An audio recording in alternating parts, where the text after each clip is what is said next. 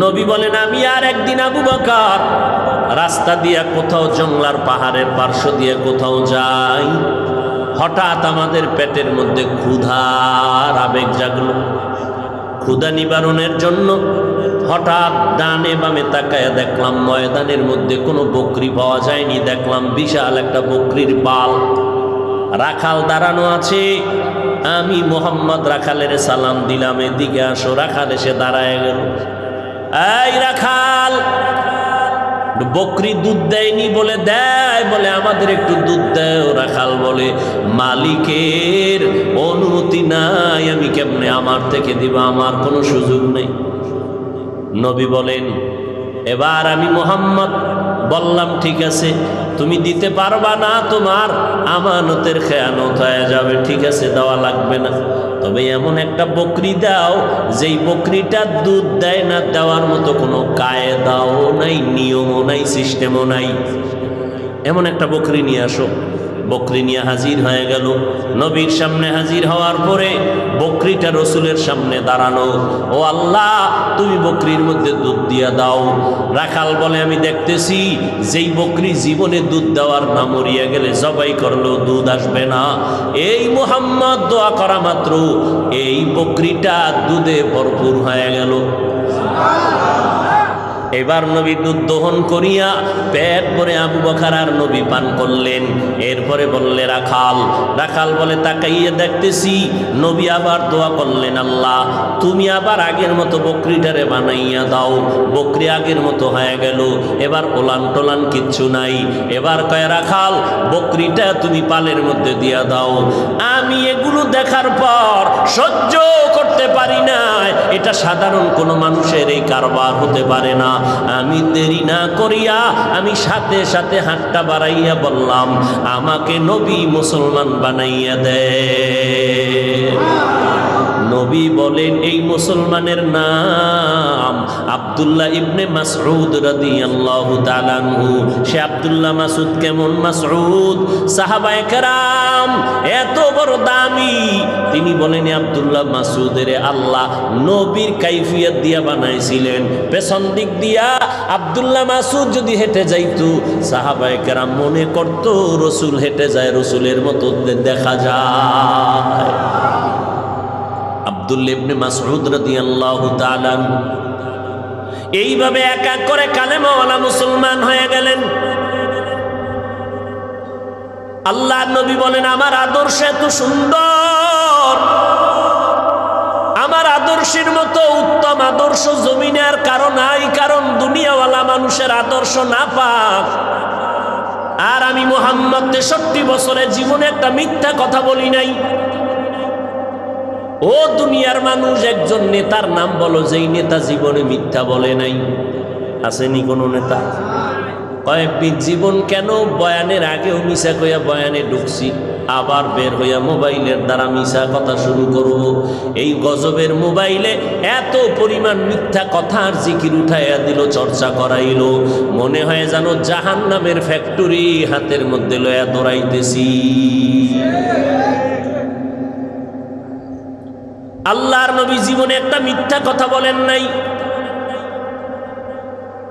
আমার নবীর ঘাম থেকে মিশকের ঘ্রাণ। আমার নবী যখন রাস্তা দিয়ে হাঁটেন, দুপার্শ্বের গাছ নত হইয়া নবীরে সালাম জানায়। নবী বলেন, আমি এসে দেখলাম আরবের মানুষ বিধবা নারীদেরকে তুচ্ছ মনে করে ঘৃণার নজরে দেখে। আমি আল্লাহর আদেশে প্রথম বিবাহটা করলাম বিধবা নারী। 2 স্বামী অতিবাহিত করার পরে খাদিজা রাদিয়াল্লাহু আনহাকে আমি বিয়ে করলাম। মক্কার মানুষ, আরবের লোকেরা আমাকে ধিক্কার জানাইতে লাগলো। আমি মুহাম্মদ চিল্লাইয়া বললাম, খবরদার, আমি মুহাম্মদ নারীদের ইজ্জত রক্ষার জন্য এসেছি। বিধবা নারীর ইজ্জত তোমরা দাও না। আল্লাহ ইজ্জত বাড়ায় দিলেন। ওই খাদিজার এত সম্মান, একটু মুসলমান প্রথম খাদিজা, হাসরের ময়দানে দাঁড়ায় যাবে প্রথম নারী নবীর হাতে মুসলমান। নবী বলেন শুধু তাই না, আমার যত সন্তান, 3টা ছেলে সন্তান খাদিজার গর্ভ থেকে আসলো, 4টা কন্যা সন্তান আমি নবী পাইলাম, তাও খাদিজার গর্ভ থেকে।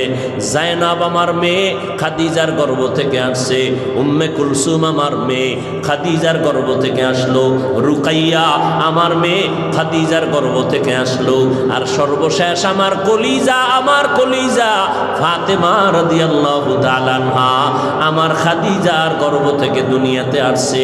কিয়ামত পর্যন্ত এই জমিনের মধ্যে আমার নবীর আওলাদের বংশধর বেঁচে আছে।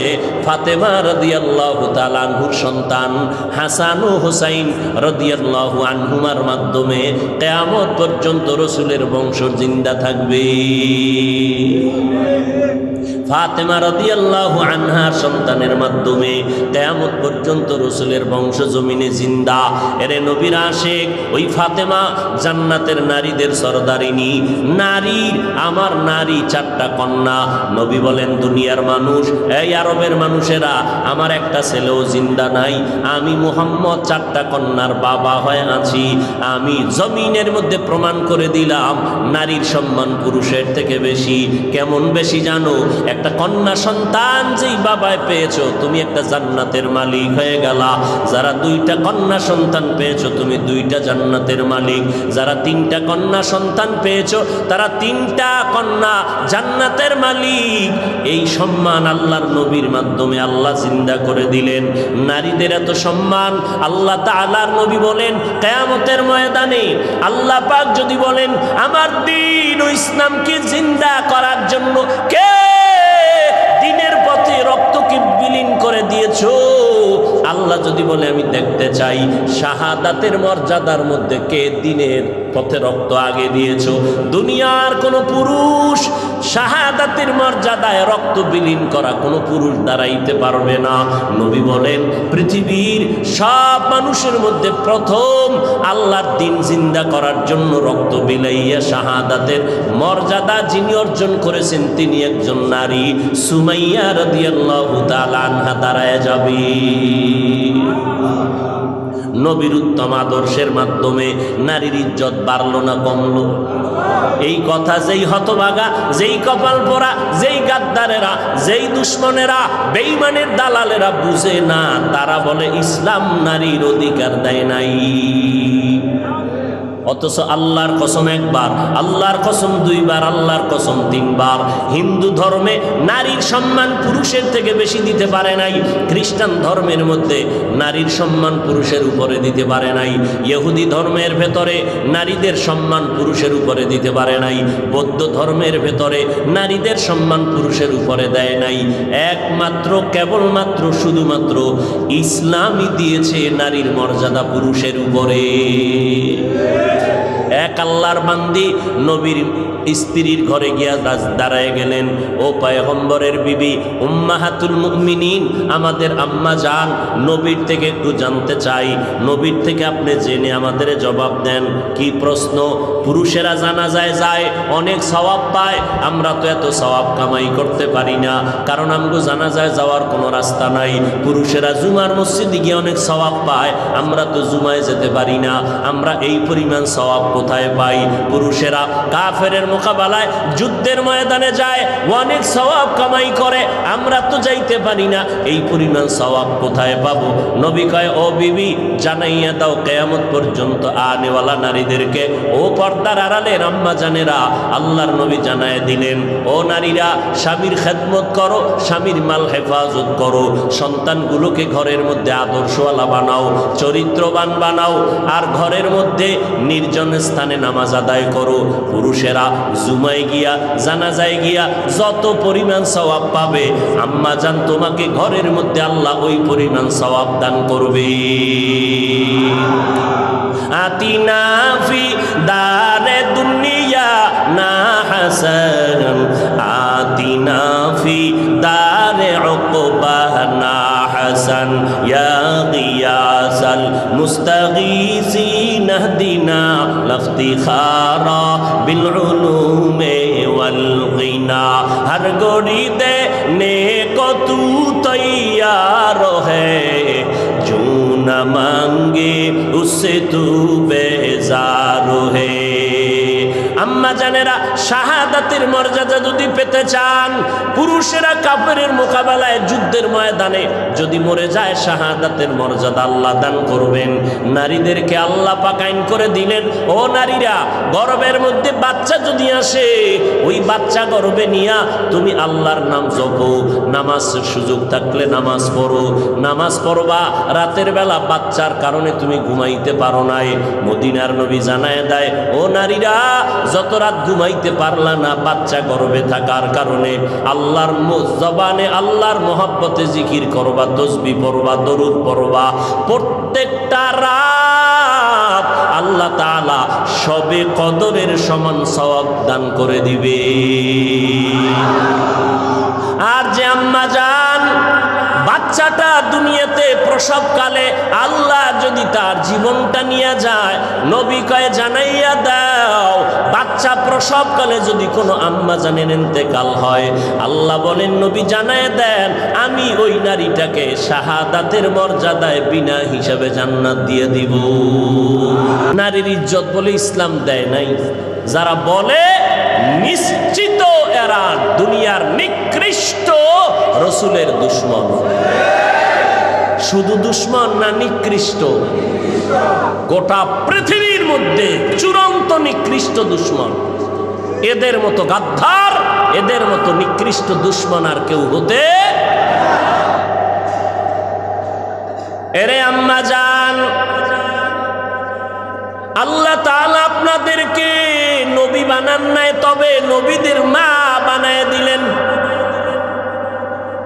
আম্মা জান, আমার নবীর মা আমেনা, তিনি বলেন, মুহাম্মদ যেদিন দুনিয়াতে ভূমিষ্ঠ হয়, আমি একটা নূরের আলো দেখতে পারলাম। এত বিশাল আলো, আমার ঘরটা শুধু আলোকিত হয় নাই। রবিউল আউয়ালের 12 তারিখ বা রবিউল আউয়ালের 2 তারিখ বা রবিউল আউয়ালের 5 তারিখ বা 9 তারিখ নবী আমার গর্ভ থেকে যখন আসছেন, দিনটা ছিল সোমবার, সুবহ সাদিকের সময়। হঠাৎ করে তাকাইয়া দেখি এত পরিমাণ নূরের আলো, ওই আলোটা শুধু আমার ঘর আলোকিত দেখলাম না, এই নূরের আলো দিয়ে তাকাইয়া দেখলাম বহু দূরের বসরা এলাকার শহর ওই আলোতে আলোকিত হয়ে গেল। কেমন এক নবী আল্লাহ আমাদেরকে দান করলেন। এই রবিউল আউয়ালে আমরা কি শিখব? মিলাদুন নবী পালন করো, সিরাতুন নবীকে লাথি মারো। এই কথা যারা বলে, এদের মতো নিকৃষ্ট বেয়াদব পৃথিবীতে আর কেউ নেই। সিরাতুন নবী অর্থ কি বলছি একটু আগে মনে আছে? সিরাতুন নবী মানে কোরআন। নবীর আদর্শ হলো কোরআন, নবীর আদর্শ নামাজ, নবীর আদর্শ পর্দা, নবীর আদর্শ হালাল, নবীর আদর্শ জিকির, নবীর আদর্শ রমজানের রোজা। তাহলে যারা কয় সিরাতুন নবী লাথি মারো, লাথি গিয়া লাগলো কই রে বেঈমান, খবর রাখুনি। এত চালাকি কেন করতেছি? একমাত্র কোরআন হাদিসের কোনো জ্ঞান নাই। 2 নম্বরে জাহান্নামের আযাবের ভয় নাই।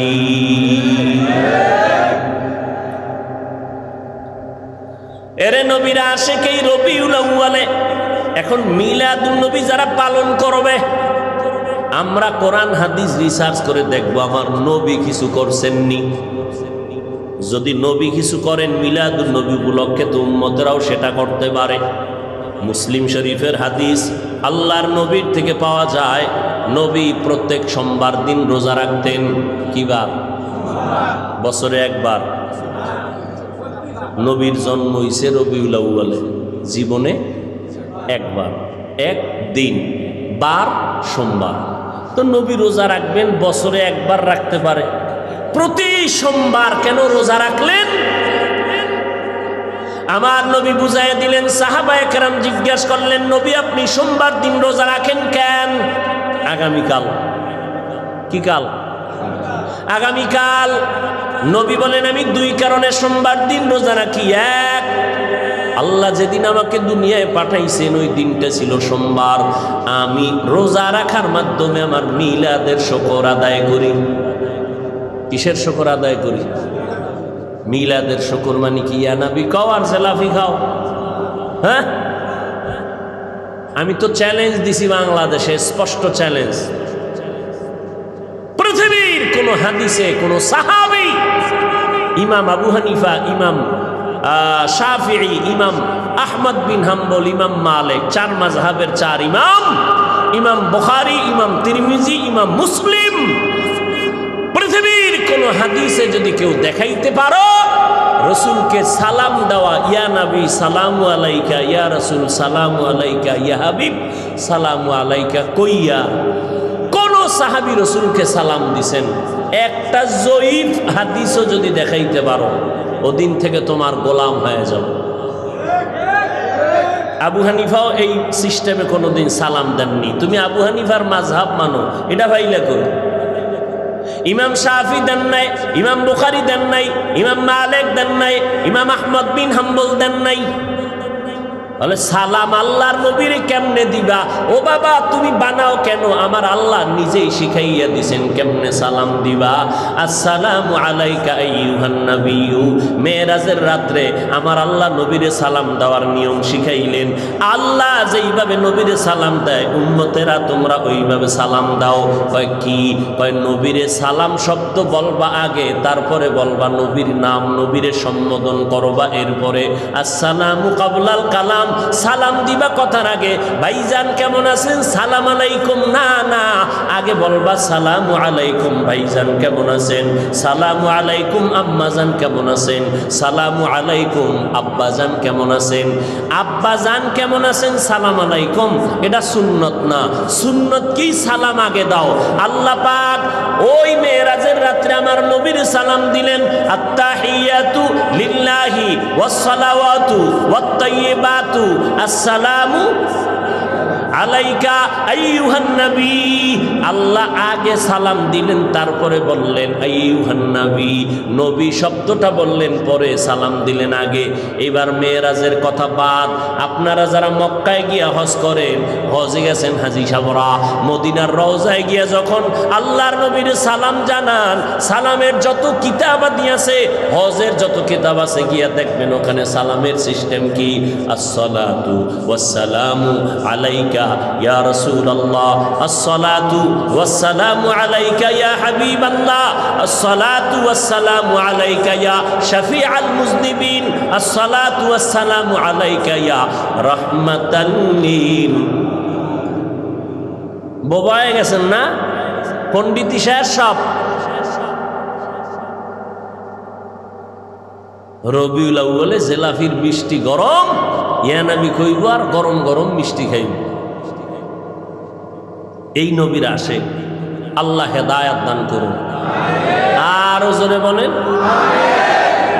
তাহলে নবী মিলাদুন নবী উপলক্ষে কি রাখতেন? আপনারা তো আহলে হাদিস ভাইরা বলবে আমরা সহিহ হাদিস ছাড়া মানি না, এটা তো মুসলিম শরীফের হাদিস। এবার যাবো কই? নবী বলেন আমি দুই কারণে সোমবার দিন রোজা রাখতাম। এক কারণ আমি জন্ম হয়েছি সোমবার, আমি রোজা রাখি মিলাদের শুকর আদায় করি। দ্বিতীয় কারণ আল্লাহ যেদিন আমাকে কোরআন নাজিলের উদ্বোধন করেছেন জিবরাইলের মাধ্যমে, ওই দিনটাও ছিল সোমবার। আমি কোরআন নাজিলের সোমবার দিন রোজা রাখার মাধ্যমে কোরআন নাজিলের দিনটার শুকর আদায় করি। তাহলে মিলাদুন নবী উপলক্ষে নবী কি রাখছেন? উম্মতেরা যদি মিলাদুন নবী কিছু পালন করতে চাও, মোহাব্বতে নবীর রোজা রাখো, নবীর আমল রোজা। সোমবার দিন রোজা রাখবা, 12ই রবিউল আউয়াল আর 13 রবিউল আউয়াল, কোনো তারিখের ভেদাভেদ নাই, তারিখ বাদ দাও। নবীর দিন ঠিক রাখবা, সোমবার দিন ঠিক রাখবা। এটা 12 হোক আর যা হোক কোনো টেনশন নাই। সোমবার দিন রোজা রাখবা। কয় শুধু রবিউল আউয়ালে? কয় না না, 12 মাস রোজা রাখবা। নবীও রোজা রাখছেন 12 মাস সোমবার দিন। কারণ নবী বুঝাইয়া দিলেন মিলাদুন নবী শুধু বছরে একবার না, 12 মাস মিলাদের আমল করো। কি শুধু রবিউল আউয়ালের 1 মাস? মিছিল দিয়া গেলি কই? 11 মাস যে খুঁজেও পাওয়া যায় না। রবিউল আউয়ালের 12 তারিখ বাজার গরম, বাকি 11 মাস গেলা কই বলো। মদিনার নবী প্রত্যেক সোমবার রোজা রেখে প্রমাণ করে দিলেন, আমার মিলাদে খুশি একদিন হলে চলবে না, আমার মিলাদের খুশি থাকতে হবে 12 মাস। আমগো সামনেও আয় না ভুলো, কারণ ধরা খায় যে যায় কই, যারা ধর্মীয় জ্ঞান থেকে দুর্বল এদেরকে দিয়ে ধোকা দেয়। দেখেন নবী নামাজ পড়লেন, রোজারা, ওরাও দিন রোজা তো দূরের কথা, ফজরের নামাজ নাই, বেপর্দা হইয়া এরপরে মিছিল, গলায় ফুল, ঘোড়ার গাড়ি বানাইয়া কত বাজে উদ্ভট উল্টাপাল্টা কাজ করে, আর কোনো সীমানা। আল্লাহ হেদায়াত দান করেন। কি নবীর মিলাদের বিরুদ্ধে বললাম? শুরুতেই বলেছি মিলাদ আমরা মানি কি মানি না। তবে আর একটা কথা, আপনারা ঢাকার শহরের অলিতে গলিতে পোস্টার দেখছেন, পোস্টার সাইয়্যিদুল আইয়াত 90 দিন মাহফিল। মাহফিল কি হইব? আরে ভাই 90 দিন ওয়াজ হবে রাজারবাগ শরীফে। কথা হয় না? কি শরীফ? রাজারবাগ। কত বাগি জমিনের মধ্যে, দেওয়ানবাগি, রাজারবাগি, কুতুববাগি, কত বাগি বাই রয়েছে জমিনে। রাজারবাগিরা পোস্টার ছাপায় দিছে সাইয়্যিদুল আইয়াত, একদিন হবে না 90 দিন হবে। সাইয়্যিদুল আইয়াত মানে কি? কয় সব ঈদের সরদার ঈদে মিলাদুন নবী। খোদার কসম, কোরআন শরীফের যত তাফসীর আছে, হাদিস শরীফের যত ব্যাখ্যার কিতাব আছে, আমাদের আহলে সুন্নাত ওয়াল জামাতের আলেমদের যত কিতাব আছে, আবু হানিফার পক্ষ থেকে যত কিতাব আছে, একটা কিতাবের পৃষ্ঠা খুলে যদি দেখাইতে পারো মিলাদুন নবী শব্দের আগে ঈদ লেখা আছে, ঈদে মিলাদুন নবী শব্দটা একটা লাইনে লেখা আছে, যদি দেখাইতে পারো ওই দিন থেকে আমরাও পালন করব। দান্দাবাজি কয়দিন? আজরাইল আসবে না যতদিন, আজরাইল যেদিন আসবে ওদিন সব মুখোশ উন্মোচন হয়ে যাবে। আল্লাহ হেদায়াত দান করুন। রসুলের সিরাত পাওয়ারফুল শব্দ, কারণ কান ধরে টানলে মাথা যেমন আসে, সিরাতুন নবী বললে মিলাদুন নবী ভিতরে আসে। এটা আলাদা বলা লাগবে না। রসুলের জীবন বলতেই তো জন্ম থেকে শুরু, কথা ঠিক না? তাহলে জীবন বলতে সিরাতুন নবী বললে মিলাদুন নবী বলতে হয় না, কারণ সিরাতের মধ্যে মিলাদ আছে না নাই? জীবনের মধ্যে জন্মদিন আছে না নাই?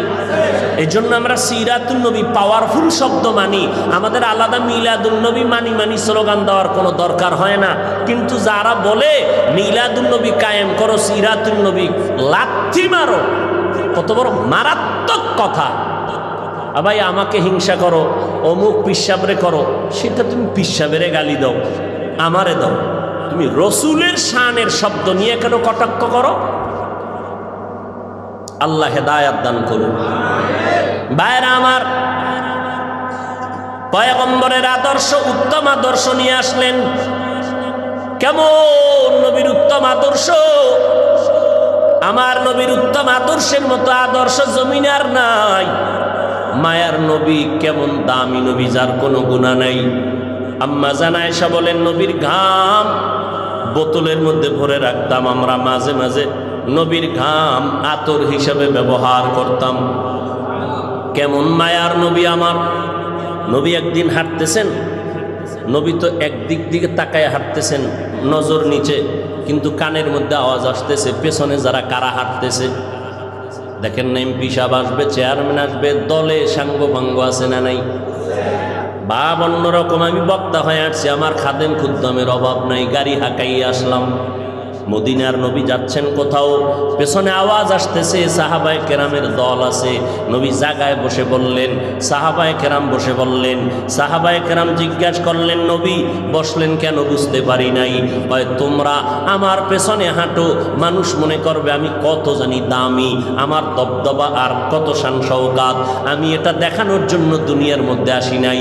আল্লাহ পাক আমাকে চূড়ান্ত আদব শিক্ষা দিয়েছেন, আদাবানি রব্বি ফা আহসানা তাদিবি। আল্লামানি রব্বি ফাহসানা তালিমি।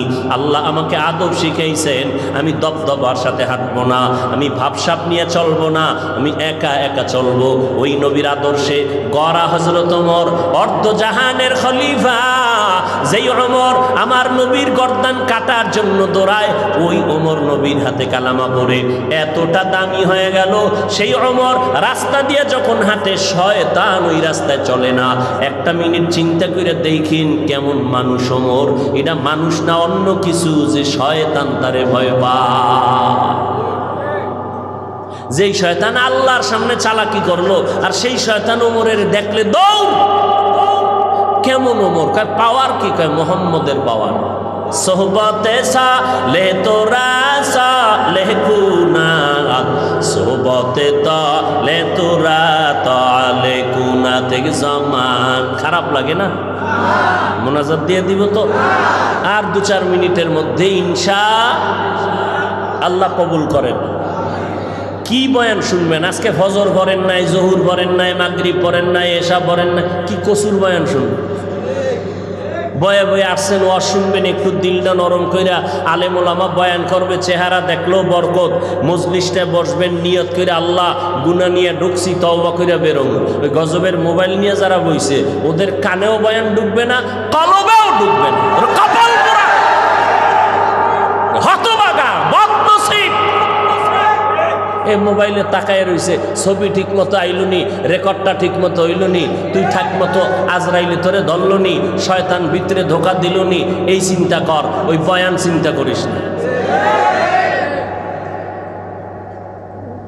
শুনছি গ্রামে বুদ্ধি থাকলে বলে ঘর জামাই থাক্কা লাগে না। কি তোমাকে বুদ্ধিও নাই, সব বোকা। উল্টা আমগো টুপিওয়ালাগো বোকা কও। একটা বুদ্ধিমান যদি চিন্তা করতা আজকের বয়ানটা আমার দরকার, তাহলে তুমি শুধু শুধু সময় নষ্ট না করে, মিডিয়াওয়ালারা যারা রেকর্ড করে, তুমি এখান থেকে অন্য টাইমে ডাউনলোড করে নিয়ে নিতা। তোমার ছবিও ভালো আইব না, রেকর্ডও। তাহলে এই কসুর আকামটা বয়ে বয়ে কেন করো? তোমার বাপের লগে মান্যত কইরা আইছো না যে আমার মোবাইল লাগবেই। আবার কেউ দেখায়, দেখ দেখ জিনেরা আছে তো, এরা মোনাজাতের পরে মোবাইলটা নিয়ে যাইব, কথা দেখ আমারটা চলবে নি, আমি ধৈর্য রাখছি, দেখ হবে কিনা। জিনেরা খানা চলবে, মোটামুটি একদিনের বাজার হবে, রেডি থাক, মোনাজাতটা হইতে দেরি, দেখবি পকেট খালি। আপনারা হাসেন, লজ্জা শরম থাকলে হাসতেন না। ১৫০০ বছর আগে রসুল বলে গেছেন, লা ইমান লিমান লা হায়া আলা, যার লজ্জা নাই তার ইমান নেই।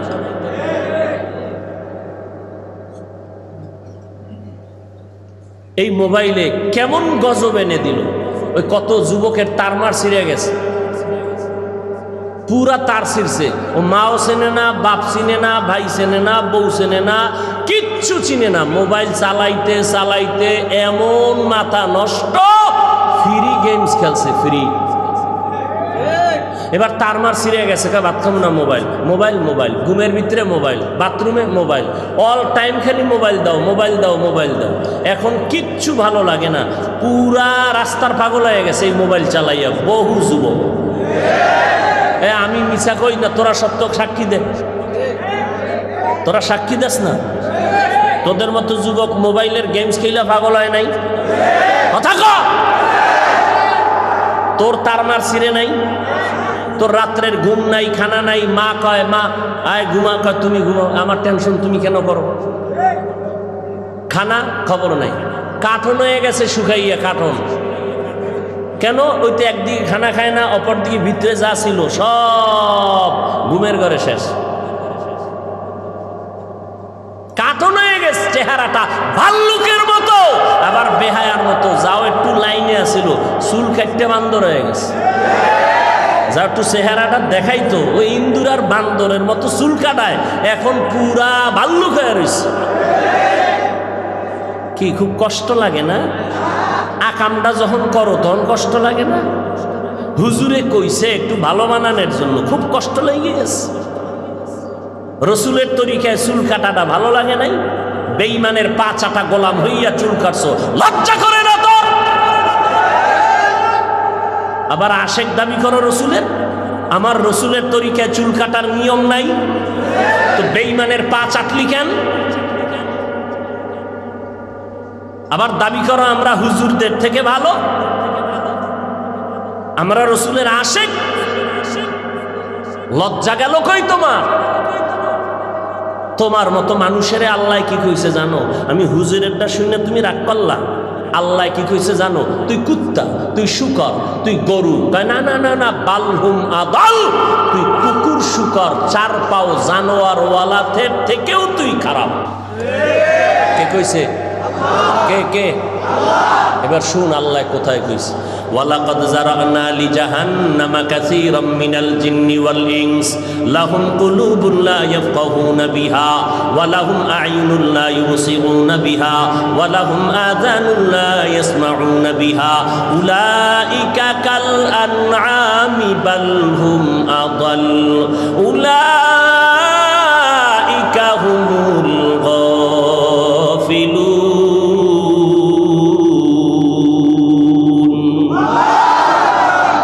বলেন অধিকাংশ মানুষ জাহান্নামী। অধিকাংশ মানে কম না বেশি? অধিকাংশ মানুষ জাহান্নামী। কেন? এদেরকে আমি আল্লাহ পাক কলব দিলাম, কলব দিয়া তারা ফিকির করে না, গবেষণা করে না। আমি চোখ দিলাম দেখার জন্য দেখে না, আমি কান দিলাম শোনার জন্য শুনে না।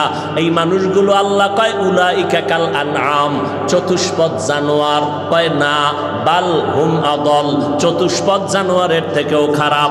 এতটুকু না, উলাইকা হুমুল গাফিলুন, এরা আমি আল্লাহর অবাধ্য বান্দা জাহান্নামী। আল্লাহ আর এক আয়াতে বলে ইন্নাল ইনসানা লিরাব্বিহি লাকানুদ, মানুষ বড় নিমক হারাম। আল্লাহ আর এক আয়াতে বলেন উলাইকা হুম শাররুল বারিয়া, চূড়ান্ত ঘৃণিত জানোয়ারের থেকেও এরা খারাপ। বলে যেই মানুষের এত সম্মান দিলেন আমার আল্লাহ কোরআনের দ্বারা, সেই মানুষকে আবার আল্লাহ কয় এরা চতুষ্পদ জানোয়ার থেকেও খারাপ। সূরা আরাফ 9 পারা। আল্লাহ হেদায়াত দান করুন। যা কিছু বলি উদ্দেশ্য কি সবাই খারাপ হয়ে যাবে? উদ্দেশ্য কি সবাই নবীর আদর্শওয়ালা হয়ে যায়? ও যুবক, আমার মতো হবেন সেটা একবারও বলি না। এই সাউন্ড উল্টা হইল কেন? ঠিক কর। আমার মতো হবেন একবারও বলি না, বরং আমি একবারও বলি না চরমনাই যাও, তাবলিগে যাও, দাওবন্দে যাও, কওমি মাদ্রাসায় যাও, পায়ে ধরে ধরে ধরে ধরে 12টা মাস বয়ান করি আমি। কি বুঝাই রে বাবা? চরমনাই না গেলে গুনাহ হবে একবারও বলি নাই, তাবলিগে না গেলে গুনাহ হবে একবারও বলি নাই, কওমি মাদ্রাসায় না পড়লে গুনাহ হবে একবারও বলি নাই। ও ভাই, দাওবন্দীদের কাছে না গেলে গুনাহ হবে একবারও বলি নাই। সারা জিন্দেগির চিৎকারের আওয়াজ হলো 2টা, ও বান্দা জীবনে যতদিন বেঁচে থাকবা গোলামি করবা আল্লাহর, আর আদর্শ মানতে হবে মদিনাওয়ালা নবী। এই আদর্শ মানতে গিয়া তুমি চরমনাই যাওয়া কোনো বাধ্য না, তুমি তাবলিগে যাওয়া বাধ্য না। বরং যারা স্কুলে পড়ো আলহামদুলিল্লাহ, কলেজে যারা লেখাপড়া করো আলহামদুলিল্লাহ, আমাদের মাদ্রাসায় তোমার আসার কোনো দরকার নাই। কোনো মৌলবী যদি তোমাদের দাওয়াত দেয়, আমি হাফিজুর রহমান বলে গেলাম, তাদের দাওয়াত তুমি কবুল করবা না। কারণ আমার মাদ্রাসায় আলেম মুহাদ্দিস মুফতি মুফাসসির ছাত্রের অভাব নাই। আমার মাদ্রাসায় ছাত্র অনেক অনেক অনেক। ঘুমানোর জায়গা দিতে পারি না, খানা ঠিক মতো দিতে পারি না, গোসলের জায়গা দিতে পারি না। বরং আমার দেশে আলেম ওলামার দরকার পড়বে না, আমার দেশে অভাব হইল আদর্শবান ডাক্তারের। মুসলমান আদর্শবান ইঞ্জিনিয়ার নাই, মুসলমান আদর্শবান একজন কলামিস্ট নাই, মুসলমান আদর্শবান সাংবাদিক পাই না। আমার দেশে মুসলমান আদর্শবান প্রফেসরের বড় অভাব। আমার দেশে মুসলমান আদর্শওয়ালা মুসলমান এমপির অভাব, মন্ত্রী সাহেবের অভাব। আদর্শবান মুসলমান একজন ডিসি এসপির অভাব। আজ যদি আমার সোনার বাংলায় প্রত্যেকটা থানার ওসি এবং জেলার এসপিডিসি যদি মুসলমান আদর্শওয়ালা নামাজি হইত, আমগো কোরআনওয়ালাদের কোরআনের বয়ান করতে কোনো পেরেশানি লাগতো না। অতএব স্কুলে পড়ো, কলেজের মধ্যে পড়িয়া ডাক্তার হও, ইঞ্জিনিয়ার হও, সাংবাদিক হও, প্রফেসর হইও। বান্দা তুমি একজন ভালো লেখক হও, একজন যেমন ভালো কবি হও, তবে অনুরোধ বেয়াদব হইও না, দুশ্চরিত্রবান হইও না রে বাবা। কারণ বহু ডাক্তার আছে আদব কায়দা নাই, আদর্শ নাই। ডাক্তার হইয়াও তো আমার নবীরে গালি দেয়, ইঞ্জিনিয়ার হইয়াও তো আমার আল্লাহর বিরুদ্ধে কথা বলে। এই মানুষটাকে দুনিয়ার কোনো মানুষ ভালো জানে না। ও পর্দার আড়ালের আম্মা জানেরা, আপনাদেরকে বলতেছিলাম, আগেও বলেছি, আপনারা যদিও নবী না, তবে নবীদের মা, আলেমদের মা, সাহাবায়ে কেরামের মা, আপনারা জান্নাতের নারীদের সরদারিনীর বোন, হাজেরার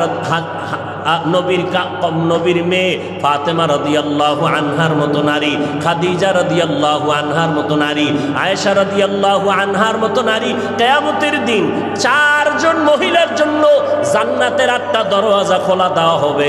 8টা দরওয়াজা দিয়া প্রত্যেক দরজায় ডাকবে, আসো আসো তাড়াতাড়ি জান্নাতের মেহমানখানায় আসো। কয়জন নারীরে ডাকবে? 4 জন নারীকে ডাকবে। এর মধ্যে একজন হবে ঈসা নবীর মা মারিয়াম আলাইহিস সালাম, যিনি জান্নাতের মধ্যে আমার রসুলের সাথে বিবাহের ব্যবস্থা হয়ে যাবে। ওই জান্নাতের ময়দান থেকে 8 দরওয়াজা হাসরের ময়দানে ডাকবে। 4 জন নারীর জন্য 8টা দরওয়াজা খোলা। প্রথম দরওয়াজা থেকে 8ম দরওয়াজা পর্যন্ত সব দরওয়াজার থেকে আওয়াজ আসবে, দারোয়ানেরা বলবে, আসো মেহমানখানা তৈয়ার হয়ে গেল। কোনো হিসাব নাই, সূর্যের আলো টালো দেখার দরকার নাই, দ্রুত জান্নাতের মধ্যে ঢুকে যাও। একজন বিবি মারিয়াম আলাইহিস সালাম, ঈসা নবীর আম্মা জান, কি পরিমাণ কষ্ট দিছিল আম্মাজান মারিয়াম আলাইহিস সালামকে। এত পরিমাণ কষ্ট, খেজুর গাছের সাথে বেঁধে কি পরিমাণ বেত্রাঘাত করেছিল বেঈমানেরা। বলে, বাপ সারা সন্তান কেমনে আসলো? ঈসা নবী মায়ের কোলের মধ্যে বৈশা জবাব দিয়েছিল। আল্লাহ তাআলা ঈসা নবীর জবান খুলে দিয়েছিলেন শিশুবেলায়। আল্লাহ তাআলা ঈসা নবীকে অল্প বয়সে কিতাব দান করেছিলেন। আর একজন নারী খাদিজা রাদিয়াল্লাহু আনহা জান্নাতের 8টা দরওয়াজা দিয়ে ডাকবে, ও খাদিজা আসো, জান্নাতের 8 দরওয়াজা খোলা। ও আব্দুল্লাহপুরের আম্মা জানেরা, ভালো করে শুনে নেন, আপনাদের মর্যাদার বয়ান সারা রাত্র যদি করি শেষ করা যাবে না রে আম্মা জান। আপনারা ডাক্তারের মা, বড় বড় ইঞ্জিনিয়ারের মা, বড় বড় ডিসি এসপির মা, এই জমিনের মধ্যে যত ভালো ভালো সন্তান দেখেন, আখেরাতের লাইনে, ধর্মীয় লাইনে তাও ভালো মায়ের সন্তান। আবার দুনিয়ার লাইনে যত ভালো ভালো সন্তান দেখবেন, সব হলো ভালো মায়ের অবদান। ভালো মা ছাড়া কোনো ভালো সন্তান জমিনে নাই। ডিসি সাহেবের ব্যবহার বড় ভালো।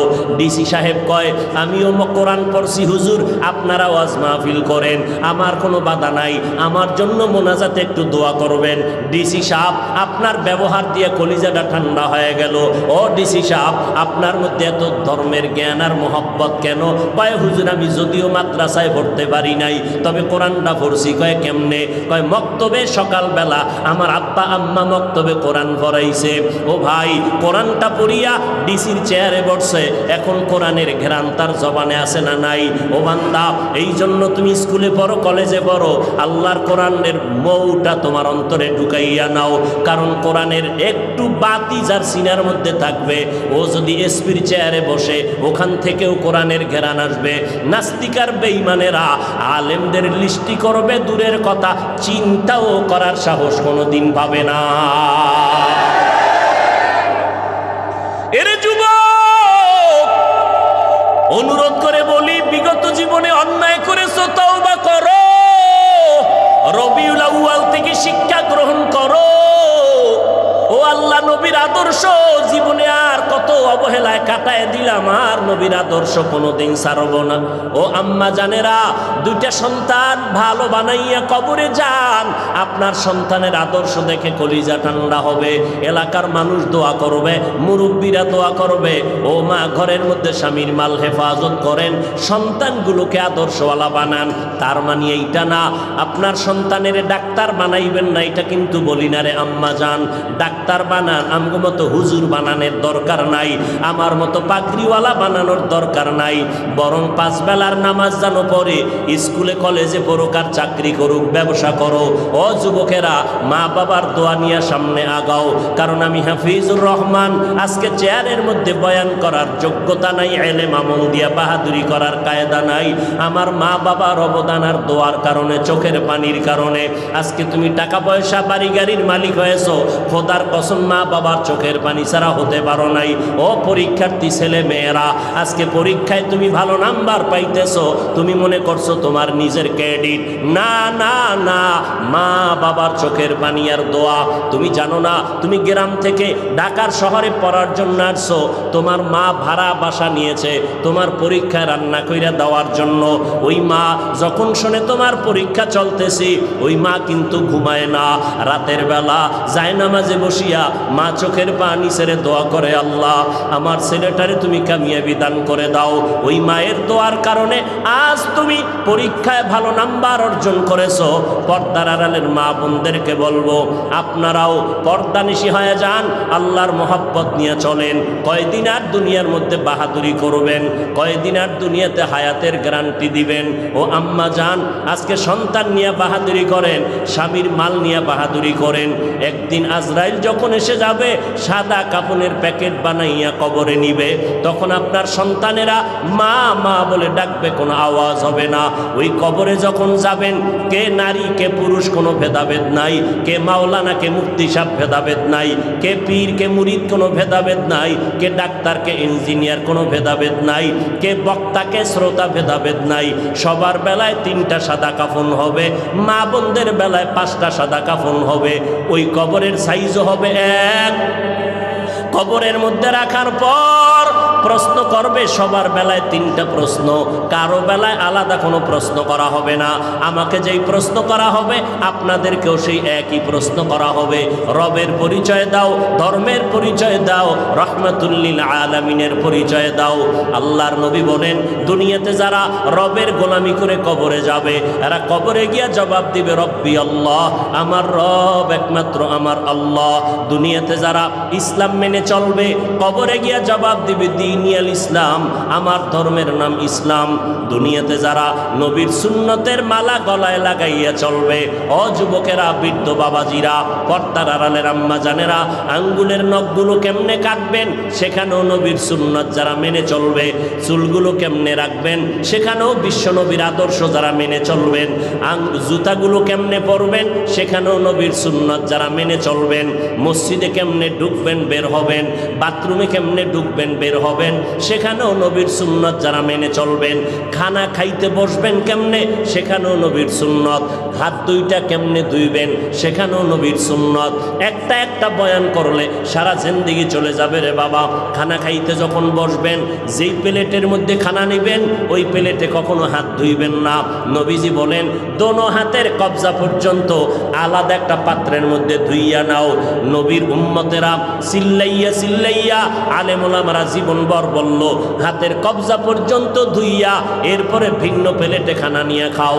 হুজুরদের কথা, মদিনাওয়ালার সুন্নাত গায়ে লাগায় নাই। সরকার যখন পুলিশ নামাইয়া দিল, বেতের বাড়ি দিয়া সবটিরে সাইজ করিয়া দাও, হাতের কবজা পর্যন্ত ধুইতে হবে, না হয় করোনায় মরে যাবে। পুলিশের বেতের বাড়ির ভয়ে এই বেহায়া বাঙালি হাত ধুইতে রেডি হলো, কিন্তু আলেমের কথায় মদিনার মোহাব্বতে হাত ধুইতে রাজি হয় নাই। কি পরিমাণ বেহায়া, বেলাজা, বেশরম এরে নবীর আশিক। তুমি যখন প্লেটের মধ্যে খানাটা নিবা, ডান দিক দিয়া তুমি খানা শুরু করবা, বিসমিল্লাহ বলিয়া খানা শুরু করবা। এরে আল্লাহর বান্দা, বাম হাতে কোনো তরকারি নিবা না, ডান হাতে নিবা। বলবা, হাফিজ ভাই, আমার ডান হাতে ভাত দিয়ে তো লাগানো, আমি কেমনে চামচ দিয়ে নিব? বলে, চামচটা তুমি আঙ্গুলগুলো ভালো চেটে, এরপরে তুমি চামিচের অংশটা এখানে ধরো, বৃদ্ধা আঙ্গুল আর শাহাদাত আঙ্গুলের মাঝখানে ধরিয়া, এরপরে তুমি চামচের আগা হোক বা গোড়া দিয়া ধইরা তুমি তরকারি নাও, মাছ নাও, নবীর তরিকা মতে চলো। এরপরে বান্দা নবীর তরিকা মতে খানাটা খাইয়া শেষ সময় প্লেটটা চেটে চেটে খাও। আর ফাঁকে ফাঁকে তুমি আল্লাহর শুকর আদায় করো। লাকাল হামদু ওয়া লাকাশ শুকর, ও মালিক তোমার শুকর আদায় করি। কত মানুষ সামনে খানা পায়, খাইতে পারে না, ডাক্তার নিষেধ করে।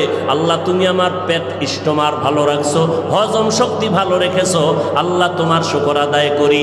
খানার পরে নিজের ওই খানার প্লেটে হাত ধুইও না, অন্য প্লেটে আবার দোনো হাতের কবজা পর্যন্ত ধুইয়া নাও। নবীর সুন্নাত অনুযায়ী যদি চলো, ডাক্তারের কোনো পরামর্শ লাগবে না। আমার নবী হলেন বিশ্বব্যাপী বড় ডাক্তার। বিজ্ঞানীরা গবেষণা করতেছে মোহাম্মদ এমন একজন ডাক্তার ছিলেন, নবী সবুজ কালারটাকে পছন্দ করেছেন, সাদা কালারের পাঞ্জাবি পরেছেন, এরপরে নবী সবুজ কালো পাগড়ি পরেছেন, কিন্তু নবী বেশিরভাগ সাদাটাকে পছন্দ করেছেন।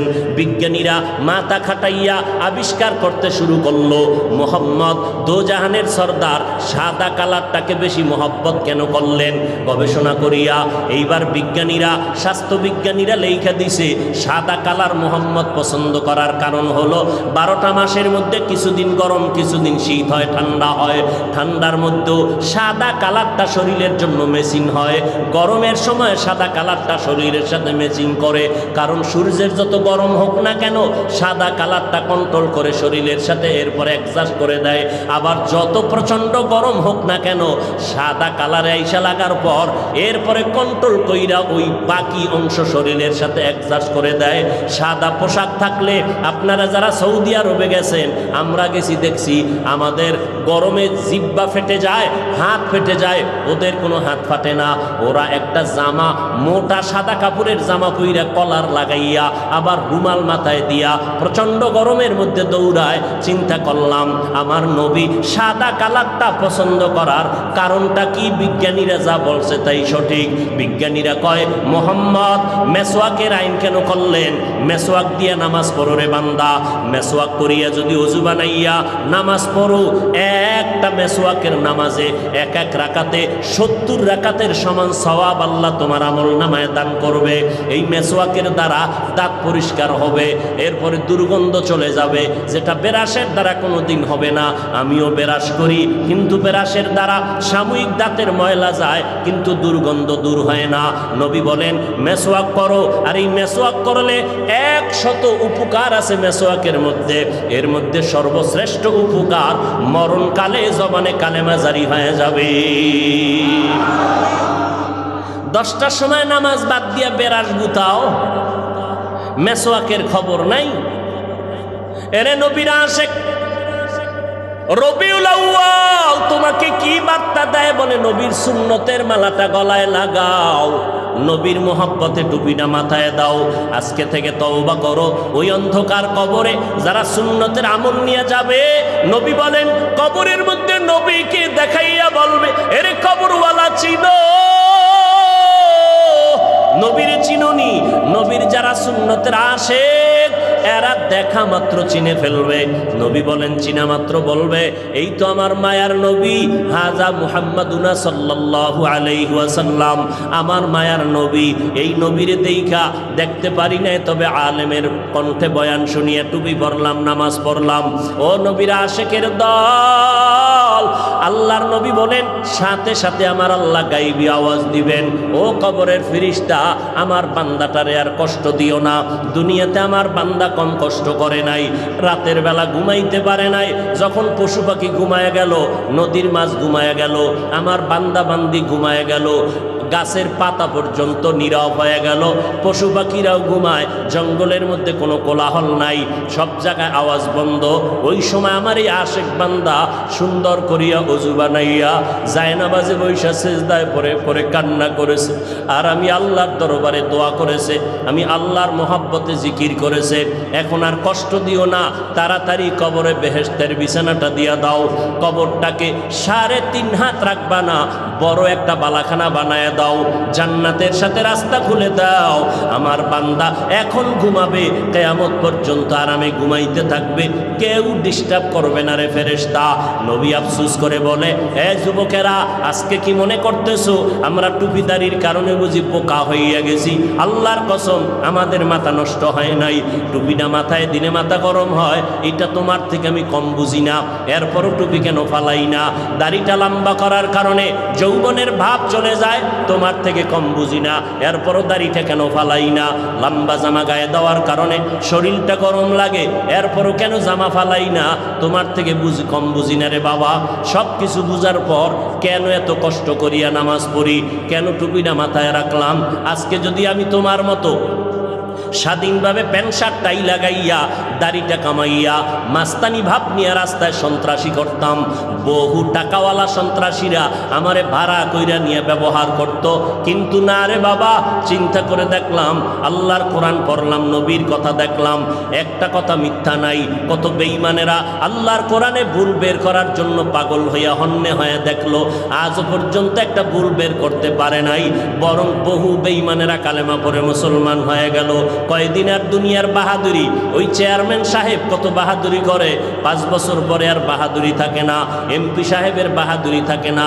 আমার মাওলানাগিরির বাহাদুরি, ও বাবা, যেদিন চক্ষু বন্ধ হয়ে যাবে ওই দিন সব বাহাদুরি বন্ধ হয়ে যাবে। আমাকে সবাই কবরের দেশে নিয়ে যাবে, আমার আপনজনেরা গায়ের গেঞ্জিটা পর্যন্ত পেলেট দিয়ে কেটে রাখবে। ও আল্লাহর বান্দারা, তুমি আর কয়দিন বাঁচবা? মনে করছো 25 বছর বয়স, আরো 25 বছর বাঁচবা। তোমার এক বন্ধুর নামটা তুমি জানোনি? Michael Jackson. একটা গান গাইলে, ইংলিশে গান গাইতো, $1 কোটি হাদিয়া পাইতো। ওই মাইকেল জ্যাকসন কণ্ঠশিল্পী আমেরিকার, একটা গান গাইয়া গাইয়া জনসমুদ্র যখন পরিণত হয়ে গেল, মাইকেল জ্যাকসন চিন্তা ভাবনা করে দেখলো, আমার টাকা পয়সা আর ভক্তবৃন্দের অভাব নাই, আমার নাকি একবার মরা লাগবে, তবে আমি আমার ইচ্ছা মতো মরতে চাই। বলে, কেমন মরবি? মাইকেল কয়, আমি 150 বছর পর্যন্ত জমিনে জিন্দা থাকবো, এর আগে আমি মরতে চাই না। 150 বছর পর্যন্ত বেঁচে থাকার জন্য মাইকেল জ্যাকসন যত ব্যবস্থা নেওয়া দরকার নিল। 20 জনের উপরে ডাক্তার তারে অল টাইম পাহারা দেয়, একটা খানা শতবার চেক করে খায়। মাইকেল জ্যাকসনের চেহারাটা বাধাই করে নিল যেন যৌবন ছুটে না যায়, খালি হাতে কারো সাথে সাক্ষাৎ দেয় না, জীবাণু যেন ঢুইকে আমার মৃত্যুর মুখে ফালাইয়া না দেয়। এই মাইকেল এত কিছু ব্যবস্থাপনা করলো, 150 বছরের আগে সে মরবে না। আল্লাহ কয়, আমার সিদ্ধান্ত কেউ রদ করার ক্ষমতা নাই, আমি আল্লাহ সিদ্ধান্ত করে নিলাম।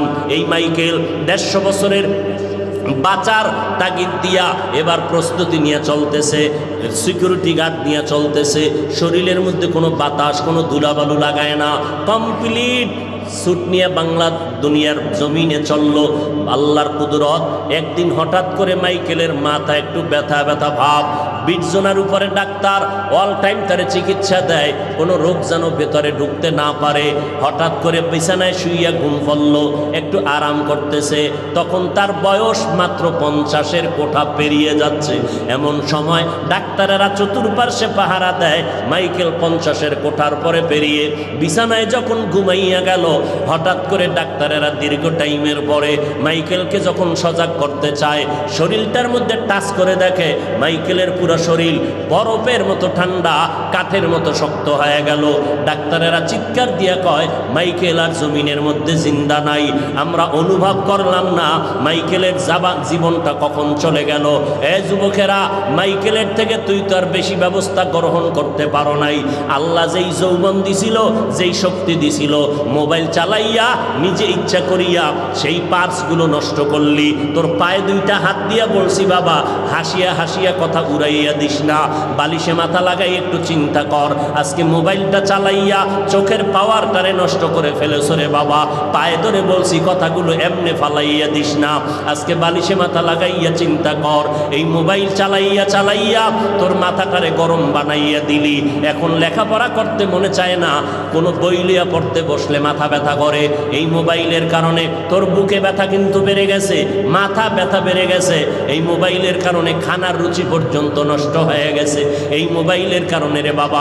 তোমার হার্ট দুর্বল হয়ে গেছে, ওদিক থেকে তোমার রোগ শোকে তুমি ধ্বংস হয়ে যাইতেছ, তোমার ব্রেনের উপরে এফেক্ট করতেছে, তোমার হার্ট দুর্বল হয়ে যাইতেছে। এই মোবাইলের কারণে তোমার যৌবন নষ্ট হয়ে গেল, তোমার জীবনটা দুর্বিষহ হয়ে গেল। এখন খানা ভালো লাগে না, ঘুম ভালো লাগে না, এই মোবাইলের পেরেশানিতে পইরা পইরা লেখাপড়া পর্যন্ত ভালো লাগে না। কখন যেন তোমার জীবনটা চলে যায় তোমার জানা নাই। পায়ে হাত রেখে বলছি রে বাবা, একটু আগেও বলছি আবারও বলতেছি, আমি আমাদের মতো হুজুর হইতে বলি না, একটাই দাবি করে বিদায় নিতে চাই, নবীর আদর্শের মালা গলায় লাগাইয়া স্কুলে পড়ো, কলেজে পড়ো, চাকরি করো, ব্যবসা করো, বলবা হাফিজ ভাই এটা কেমনে সম্ভব? একটু ডানে বামে নজর করে দেখো রে বাবা, তোমার মতো আমার মতো যুবক স্কুলে কলেজে লেখাপড়া করে, 5 বেলার নামাজি ছাত্র ছাত্রী, একটু জিব্বা নাড়াইয়া তুমি জবাব দাও, আছে না নাই? যদি বলো থাকে, তুমি কেন পারবা না রে বাবা? তোমার মতো যুবক আজকে তাকায় দেখো, এই বিশ্ব রোডে গাড়ি চালায়, ড্রাইভারি করে, এক বেলার নামাজও বন্ধ করে না। আজান হয়ে গেছে, চলন্ত গাড়িটারে ব্রেক করিয়া মসজিদে কন্ট্রাক্টর, হেল্পার, ড্রাইভার ঢুকে গেল এবং যাত্রীরা পর্যন্ত নামাজ আদায় করে। ও আল্লাহর বান্দারা, তাকাইয়া দেখো, তুমি কেন পারবা না? তোমার আমার মতো যুবক বান্দারা র্যাব, আর্মি, পুলিশ, বিডিআরের চাকরি করে, এক বেলার নামাজও বাদ দেয় না। বলো বাবা, তুমি কেন পারবা না? তোমার আমার মতো যুবক তাকায়া দেখতেছো, নদীর মধ্যে মাছ ধরে, জমিনের মধ্যে কৃষি কাজ করে, এক বেলার নামাজও বাদ দেয় না। বাবা, তুমি কেন পারবা না? এই আব্দুল্লাহপুর বলো, ঢাকার শহর বলো, তোমাদের এই জমিনের মধ্যে কত হাজার হাজার ব্যবসা করে টাকাওয়ালা, 1 টাকাও হারাম খায় না, দাড়িও কাটে না, নামাজও বাদ দেয় না। এই রকম ব্যবসায়ী লোকের অভাব নাই। বলো বাবা, তুমি কেন পারবা না? তোমার আমার মতো আল্লাহর বান্দা, এমপি, মন্ত্রী, চেয়ারম্যান, মেম্বার, উকিল, ব্যারিস্টার, প্রফেসর, ইঞ্জিনিয়ার, সাংবাদিক, সাহিত্যিক, 5 বেলার নামাজি, অভাব নাই। বলো তুমি কেন পারবা না? আমার মনটা বলে, আল্লাহ বুঝি তোমার গুনার কারণে বেজার হয়ে গেল, না জানি তোমার মা বাবার বরদোয়া তোমার কপালে লেগে গেল। কারণ তুমি মা বাবাকে কষ্ট দিয়েছো, আল্লাহ তোমার উপরে বেজার হয়ে গেছে। এই যে মোবাইলটা নিয়া ফেসবুকে কত আলেমের বিরুদ্ধে লেখালেখি করিয়া তুমি বরদোয়া কামাই করতেছো, আলেমের হাত উঠাইয়া বরদোয়া করা লাগবে না। ও আল্লাহর বান্দারা, আল্লাহ যদি বেজার হয়ে যায়, আল্লাহ পাকের আইনটা কি জানো? ক্বালান নবী সাল্লাল্লাহু আলাইহি ওয়া আলিহি ওয়া সাল্লামা ফীমা ইয়ারবিহি আন রাব্বিহি আযজা ওয়া জাল্লা। বুখারী শরীফে আল্লাহ হাদিসে কুদসিতে জানায় দেয়, মান আদালি ওয়ালিয়ান ফাকাদ আযানতুহু বিল হারব। ও নবী, জানায় দেন আমার আল্লাহর কথা, যারা আমার ওলি, আমার বন্ধু, আল্লাহ ওয়ালাদের সাথে দুশমনি করবে, আমি আল্লাহ তাদের সাথে যুদ্ধ করার জন্য তৈয়ার। অতএব যারা আহলে হক আলেমের বিরুদ্ধে লেখালেখি করো, যারা আলেমের বিরুদ্ধে বিশুদ্ধার করো, আল্লাহ বেজার, মা বাবার অভিশাপ তোমার কপালে। কারণ একই মজলিসে বৈশা বয়ান শুনছো, মোনাজাত ধইরা হাত তুল্লা, কত বান্দার চোখে পানি, অথচ আমার চোখে কেন পানি আসে না? একটু চিন্তা করো, তোমার মোনাজাতে কেন কান্না আসে না? একমাত্র কারণ, গুনার কারণে দিলটা পাথর হয়ে গেল। এই গুনাহ অবস্থায় আল্লাহ ডাক দিয়া কয়, তওবা কর, 1 সেকেন্ডের মধ্যে আমি তোর জীবনের গুনাহ মাফ করে দিব। কিন্তু যদি গুনাহ নিয়ে তওবা না করিয়া ওই কবরের মধ্যে চলে যাও, মদিনার নবী বলেন 3টা প্রশ্ন তোমাকেও করা হবে। রবের পরিচয় দাও, ধর্মের পরিচয় দাও, রহমাতুল্লিল আলামিনের পরিচয় দাও। নবীজি বলেন, যারা গুনাহ নিয়ে কবরে যাবে, তারা একটা প্রশ্নের জবাব দিতে পারবে না, বলবে হা হা লা আদরি, আমি কিছুই জানি না, বড় আফসোস। নবীজি বলেন, সাথে সাথে আমার আল্লাহ গাইবী আওয়াজ দিয়া রাগান্বিত হইয়া বলবেন, ও কবরের ফেরেশতা, এই নাফরমানকে আর কোনো সুযোগ দেওয়া হবে না। আমি দুনিয়াতে কম সুযোগ দেই নাই রে ফেরেশতা। আমার দেওয়া পানি, আমার দেওয়া বাতাস, আমার দেয়া সূর্যের আলো, আমার দেয়া চাঁদের আলো, আমার দেয়া নদীর মাছ, আমার দেয়া গাছের ফল, আমার দেয়া জমিনের ফসল খাইয়া এই নাফরমান একবারও আলহামদুলিল্লাহ বলে নাই, একবারও আল্লাহর শুকর আদায় করে নাই। ওলামায়ে কেরাম পায়ে ধরে ধরে নামাজের দাওয়াত দিত। এই বান্দা আজান শুনিয়া নাফরমান এক বেলার নামাজও মসজিদে গিয়া আদায় করে নাই। এখন আর দেরি নাই, এই বেঈমানের কবরে জাহান্নামের বিছানাটা দিয়া দাও, জাহান্নামের সাথে রাস্তা খুলিয়া দাও, জাহান্নামের আগুন কবরটা ভরে দাও। একটা না দুইটা না, 70 থেকে 99টা সাপ কবরে আসবে। মদিনার নবী বলেন, আল্লাহ তাআলা রাগান্বিত হইয়া কবরের মাটিকে ডেকে বলবেন, এরে কবরের মাটি, এই নাফরমান গুনাহগারকে দুই পার্শ্ব থেকে জোরে জোরে চাপ দাও। এত জোরে চাপ দিবে পাজরের হাড়গুলো চুরমার হয়ে যাবে। ও যুবকেরা, একটু চক্ষু বন্ধ করে কবরের আযাবের কথা চিন্তা কর।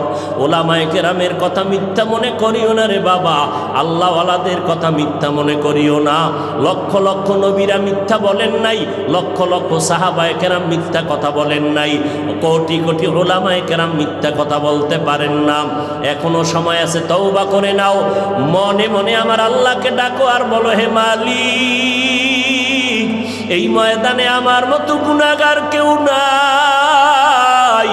আমার গুনার কারণে আমার হাত না পাক, চোখ না পাক, আমার জিহ্বা না পাক, আমার অন্তর না পাক। আমার এই গুনার খবর আমার মা বাবা, ভাই বোন, সমাজের স্ত্রী পরিবার কেউ জানে না রে আল্লাহ। ও আল্লাহ, আপনি জানার পরে রাগ করিয়া পানি বন্ধ করেন নাই, খানা বন্ধ করেন নাই। ও দয়ার মালিক, আমি আজ আপনার দরবারে তওবার নিয়ত করে ফেললাম। দুনিয়াতে যতদিন বাঁচবো, আপনিই তো হায়াতের মালিক, ইজ্জতের মালিক। ও আল্লাহ, জীবনে আর নামাজ ছাড়বো না, জীবনে বেপরদায় চলবো না, দাড়ি কাটবো না, ওলামায়ে কেরামের বিরোধিতা করে গুনাহগার হব না, মা বাবার দোয়া নিয়ে চলবো, দেশ ও জাতির বিরুদ্ধে ষড়যন্ত্র করব না, নবীর তরিকার বাহিরে চলবো না রে আল্লাহ। তওবা করার যদি এখনো নিয়ত করো রে বাবা, আল্লাহ পাক এখনই তোমার গুনাহ মাফ করে দিবেন। অন্তর থেকে আমার আল্লাহকে মনে মনে ডেকে ডেকে তওবার কথা বলো। ও মালিক, আমার অন্তরের খবর আপনি ভালো জানেন রে আল্লাহ। করে আবার তওবা করে আবার গুনাহ করেছি। মানুষ আবার সামনে কত পানির বোতল নিয়ে দাঁড়ায়, একটু দোয়াম করে ফু দিয়া দেন, আমার ঘরে কত অসুস্থ রোগী। কিন্তু ওই লোকটা যদি জানতো আমি কত বড় গুনাহগার, কখনো আমার সামনে পানি পড়া নিতে আসতো না। ও আল্লাহ, আপনিই তো সম্মানের চেয়ারে বসাইছেন রে আল্লাহ। ও আল্লাহ, কত সম্মান দান করেছে, গুনার কারণে যেন মাহরুম হয় না যাই রে আল্লাহ। ও আল্লাহ, এই ময়দানের দিকে নজর করে দেখেন রে আল্লাহ। আমরা তওবার নিয়ত করে ফেলেছি রে মালিক। ও আল্লাহর বান্দারা, ও পর্দার আড়ালের মা বোনেরা, আল্লাহর কাছে অন্তর দিয়া তওবার নিয়ত করে নাও। ও আল্লাহ, আমার গুনার খবর আমার মা বাবায় জানলে কেউ আমারে সম্মান করত না। আমার মা বাপ বোনেরা, ভাই ভাই বোনেরা জানলে, সন্তানেরা জানলে কেউ আমারে ভালো জানতো না। ও আল্লাহ, আপনি জানার পরেও তো আমার ইজ্জত নষ্ট করেন নাই, আমার খানা বন্ধ করেন নাই। ও আল্লাহ, আজকে গোপনে আবার আপনার কাছে তওবার নিয়ত করলাম।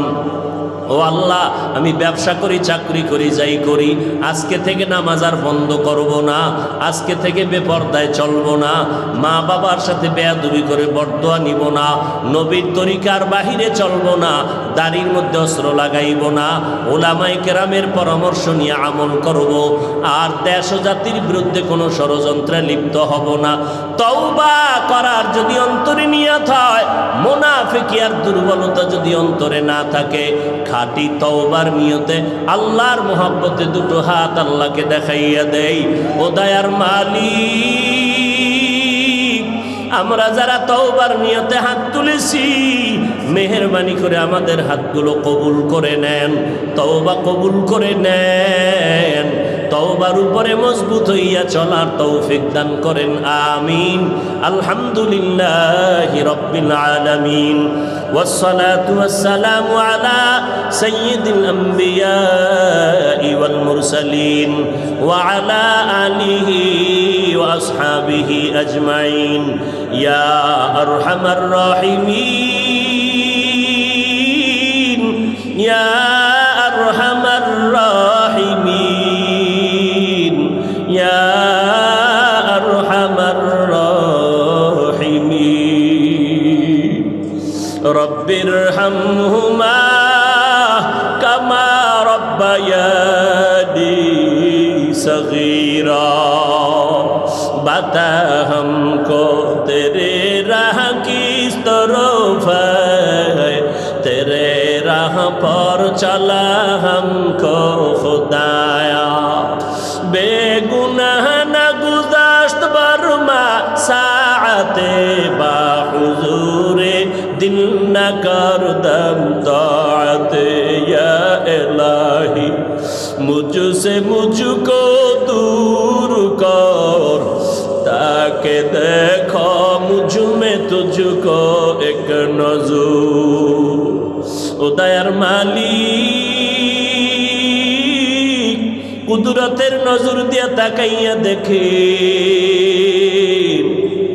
ওলামায়ে কেরামরা হাত তুলেছেন আয় আল্লাহ কত মুরব্বী হাজী সাহেব কত ব্যবসায়ী চাকরিজীবীরা আপনার দরওয়াজায় হাত তুলেছেন রে আল্লাহ পর্দার আড়ালে কত মা বোনেরা হাত তুলেছেন ও আল্লাহ আমার কলিজার টুকরা কত যুবক কত ছাত্র ভাইরা হাত তুলেছে দুনিয়াতে যেদিন আসছিলাম কত পবিত্র মা বাবা কত আদর করেছি আর সেই পবিত্র জীবনটা গুনার কারণে নাপাক ও আল্লাহ নফসের ধোঁকায় শয়তানের ধোঁকায় পরে গুনাহ করেছি গুনার কারণে আজ আমার জিহ্বা নাপাক আমার অন্তর নাপাক আমার চোখ নাপাক আমার হাত নাপাক ও আল্লাহ এত গুনাহ করিয়াও আপনার দরওয়াজা ছাড়ি নাই আপনার দরওয়াজায় আসছি গুনার কারণে দিলটা পাথর চোখে পানি নাই কান্নাওয়ালা চক্ষু দান করেন হে মালিক কান্নাওয়ালা চক্ষু দান করেন গুনার কারণে দিলটা পাথরের মতো শক্ত ও আল্লাহ কান্নাওয়ালা চক্ষু দান করেন রে আল্লাহ